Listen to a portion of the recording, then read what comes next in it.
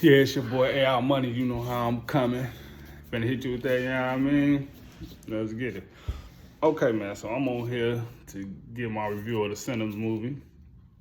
But if anybody ain't seen it yet and they come across this video, gonna be a little spoiling, but I'm gonna talk more about the other reviews of the movie. I'm gonna give y'all a little bit of my review of the movie, but then like I said, then I'm gonna talk about other people's reviews of the movie. So, if y'all didn't know, Sinner is directed and written by Ryan Coogler, and starring Michael B. Jordan. You feel me? I like Michael B. Jordan a little bit. Now, I ain't seen the Creed movies, but I seen the Fruitvale Station. And a lot of people was forgetting about one of the other most critical movies he was in, which they didn't have a lot of big parts in that movie, but Hardball, you know what I'm saying, made in Chicago. You feel me? Guess what? It's about a Chicago team. And now, where do he say he went to? To leave Mississippi and all this segregation and racism to Chicago.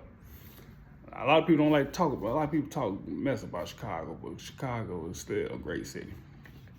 So it's about Michael B. Jordan. He playing two characters. So he playing Smoke and Stack. He playing two characters. And I think that boy was going crazy, bruh. Like I said, you can tell they twins, but you can tell he put different aspects in their role, bro. And that's great, because you don't really see that, bro. Now, you see a couple movies of people playing twins, and they're not twins in real life. Even though I didn't really know. I didn't really know that the Parent Trap movie, them wasn't real twins for real. Like, that was actually just, you know what I'm saying? They wasn't real twins, but in this movie, Sinner is great, bro. It's about two brothers coming back to their hometown, Mississippi, starting the business of their own. You know what I'm saying? After running off on the plug. Let's talk about that. Yeah, they ran off on the plug, man. They ran off on the alcohol, man. They ran off on the phone. They took they liquor and got gone. Yeah. So that's really kind of the backstory of the movie. Now, a lot of people don't know who is really the lead characters in this movie, because it seems like it's about Michael B. Jordan smoking stack, but it's really the story of they cousin. You know what I'm saying? They cousin Sammy. That's really what the story actually about. So he's really the main piece of the movie. But a lot of people knowing Michael B. Jordan and seeing him big name, so they're gonna associate him with the lead and the star. But the guy that played Sammy, it was his first real acting job, role, script. So that's refreshing, bro. Got to see a lot of new faces. And I don't know, man. It's crazy because that man, that boy's voice sounds crazy though. Like it always mesmerizes me when people have a certain voice, certain sound. You know what I'm saying? You just like, bro, that's not his voice, bro. That shouldn't be his voice for him, bro. They say he's like 19 years old, so he's not even a grown up per se. He's still in his teens. Then you got the lead vampire, the Remy guy. I ain't gonna lie, that did trip me out too. Now, until after I saw the movie, it's when I started to try to figure out where did he come from. And I was listening to somebody else's review on it, and they made a statement about when the Indians. Okay, y'all call them Native Americans. I don't call them Indians, man. Y'all let us say the nigga on here all day. So why is every other racist trope is allowed? I mean, it's not allowed to be used on YouTube and on the social media, but y'all let us use that. And it's not even y'all just let black people say it and still let them say it. Y'all let other groups say it and still they don't get striked or whatever. Case may be, like I said, that's the only thing I hate about this time now is words that was in it. Dude, these are words that's in the dictionary, bro, and you can't use them. Why are they in the dictionary for? They are real words. So why I can't say somebody died or somebody got killed, somebody got murdered? Why I gotta say a unalive? It's both the same. It's the same meaning. Okay, I'm getting off topic. Okay, but when he came into the movie and to his scene, I heard from another person reviewing said the indigenous people. You said you had a couple on their horses and you had one with a kind of a carriage on it. Now a lot of people it's like, well, if he a vampire and the sun out, why he didn't die? Like, how is he getting chased or whatever, pursued in the morning time, bro? He's not dead and he don't die and he's in the sun. Now one of the people on that review said there was a casket on it. So maybe he broke out of the casket and just happened to just run to the nearest house he seen, just for cover. And I think that's kind of what happened. And if it didn't show that necessarily, I think a lot of people did not mention that and missed that, bro. Because when I started to think about it, I was tripping like, man, this is dumb. How you just coming there in the sun outside? He's supposed to be dead. He's supposed to be unalive, even though he's already unalive. You know what I'm saying? Before we get to know the story, actually, and know is he a vampire, he's still unalive. But it's crazy. Now, my depiction of Smokes and Stacks lovers in the movie, Annie, like you said, was sort of what they call a witch doctor, they say. And I don't know why is it, what's the difference between the hoodoo and voodoo? Like, they say hoodoo and voodoo, and I'm like, nah, that's voodoo, but I guess it all ties in the same thing. But she was protecting him all them years in Chicago, and all them years in the war, and any other experience that Smoke been through in Chicago. So it's like, that's dope. Then you got Mary, the half-breed. And another thing with these wordings that y'all be using, okay, I'm not the smartest man in the world. I didn't go to college. So, but the past, when they kept on saying she's passing, and another term, passing, is dying or going on to, you know what I'm saying, to the next life. I don't get why they say she's passing for white. She's not passing white, because even though genetically black is a dominant gene, now you can necessarily say any person with a hint of black in them, they black. You know what I'm saying? You can say that. But I just like I said, I don't just like this words and stuff. Now, y'all correct me if I'm wrong, but I don't like all that words and stuff and all this extra stuff that these times now that you have to caution for when you talk. Like, bro, all this stuff is in a dictionary. All this stuff is our real words. Why can we not, you know what I'm saying, say what we say? But I know a lot of people was tripping out. A lot of people want this, talking about the symbolism in the movie, and yeah, Ryan did it to put everybody together. Yes, and it's kind of like how the double entendre and stuff, that stuff do have it has a double meaning. Just like with the Asian couple and the Asian lady in the movie, being able to be on both sides. Y'all are privileged. So, you know what I'm saying? It's really not, you know what I'm saying? And what am I trying to say? It's really not the same, it's kind of the same, but basically, I see a lot of people say, oh yeah, see, that's what happened when you let the white people in your club or in the circle, or let Asians in the circle, or let Mexicans in the circle. They all turn around to be the demise of our, you know, existence and our present. That, oh yeah, man, see, look, yeah, man, that was great. They included them people in there. but they still, like I said, it's still double meaning. And I think Ryan is the kind of guy who understands the double meaning. So you think he like, oh no, y'all can't say, oh man, y'all can't say, see this what happened when the white people or this person get into the group. Now he actually saying that because he's showing it. The demise of the juke joint and Smoking Stack, which both died. Spoiler alert, but both died. The thing is, Mary went out there to play that double standard, double-sided stuff. And what happened? By her being so familiar with them, they didn't see nothing wrong with us. So, of course, let her in. They didn't hit Mary with the same thing they hit Cornbread with. You know what I'm saying? And asked him, well, why are you trying to come? He asked, oh, okay, Mary, come on in, come back in. And she came back in. And, you know what I'm saying, sued, you know what I'm saying, what happened with Stack. But then another thing is, the Asian lady Grace,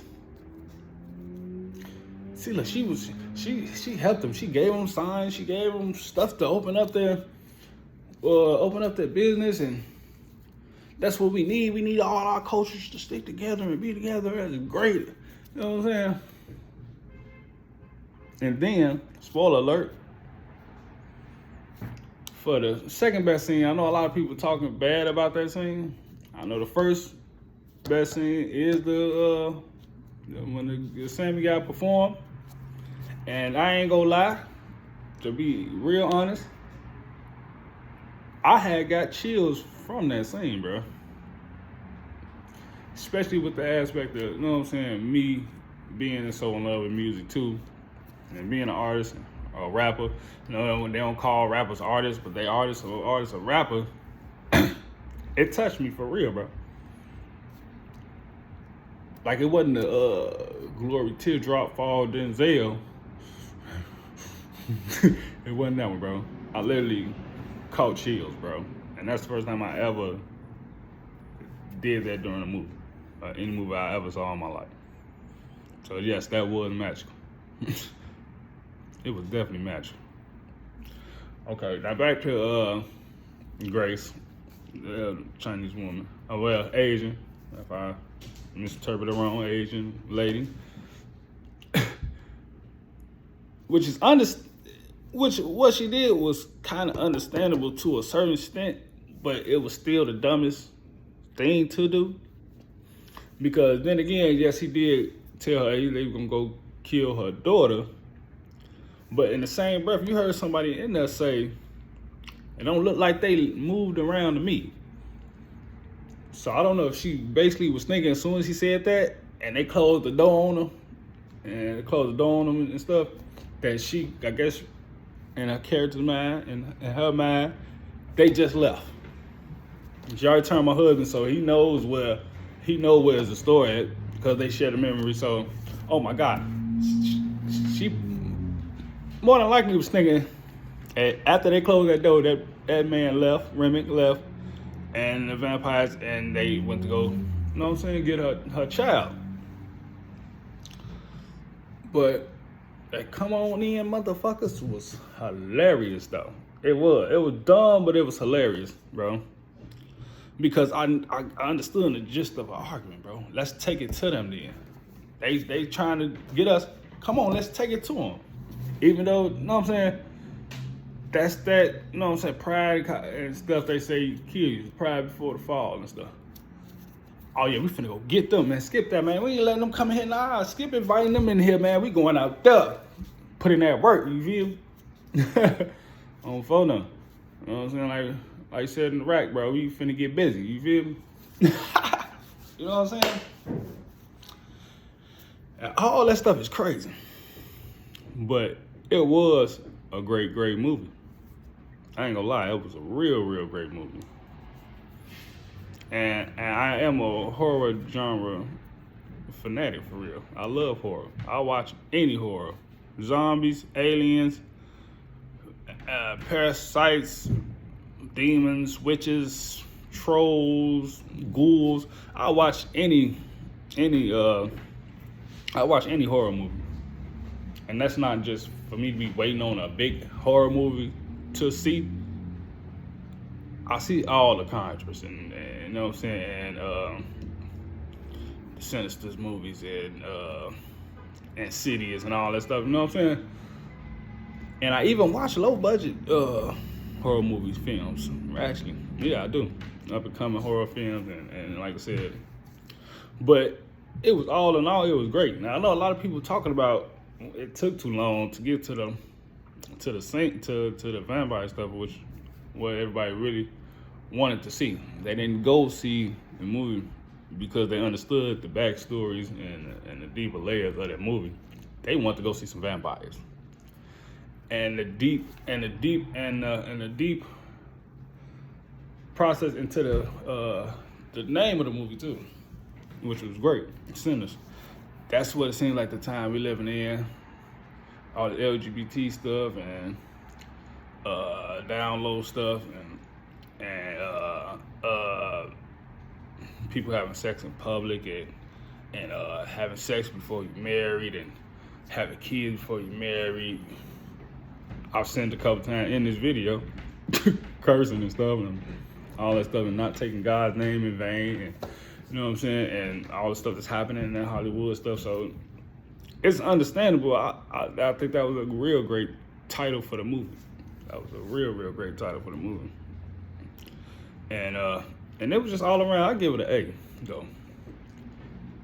I'm gonna go see it again only because I missed the first 10 to maybe 15 minutes of the movie, and I forgot that Ryan Coogler did some of the Marvel movies and the aspect of the credits and the end scenes that they have after the credits. It totally slipped my mind. I went with my mother, my father, my sister, and her boyfriend to go see it. So as soon as it went black and them credits started rolling, and we seen a little bit of the guy buddy dude that played him older in the film, but I thought that was the guy for the story of the movie. So I'm just thinking they just showing him this was the guy that inspired the movie, even though that wasn't his uncle. But you know what I'm saying, that really gave him the inspiration for the movie. But I thought that was kind of like who the story was about. So I'm just thinking it's just showing him playing and stuff. Like, okay, playing some blues. So we got up out of there. You did. So it was crazy. And the other thing I want to get to is the other people's reviews about it. And I just seen about the Spanish Latinos and stuff, and a big uproar about the movie, and asked why they wasn't represented in that movie. Bruh, he did Black Panther's Wakanda Forever. So, and that was predominantly a black film for the black people. And y'all, he was a villain, but like I said, he had some substance to it. But y'all was represented also well in that movie, which he helped produce. So it's like, I don't understand y'all problem with the movie and talking about man, ain't no representation of Spanish people. Y'all had Asian people in there, had the Irish people, white people, black. Where was the Spanish people? In reality, I'm like, cut it the fuck out. So I love the movie, man. It was dope, man. It was man, it's not even the special effects, but the production, the visuals. Now, I know they talk about the soundtrack, and they saying the soundtrack is the best, but only that scene when Sammy performed in the juke joint, that's the only song that I would feel like was worth me listening to as me. I wouldn't want to listen to the rest of them songs, that Irish or man. Even though I liked that song kind of because of what it was. I can't even the first song they sung walking up to the juke joint, not the one where he was in the middle and everybody dancing around and stuff, but riding steel or something. It was something. It was I kind of liked it. I'm like, oh snap. And he got a little comedy to it. So I liked it. It was dope, man. But, you know what I'm saying? Like, comment, subscribe, share, post this, share it. Get in tune with me. Love. Hey, I'm Money.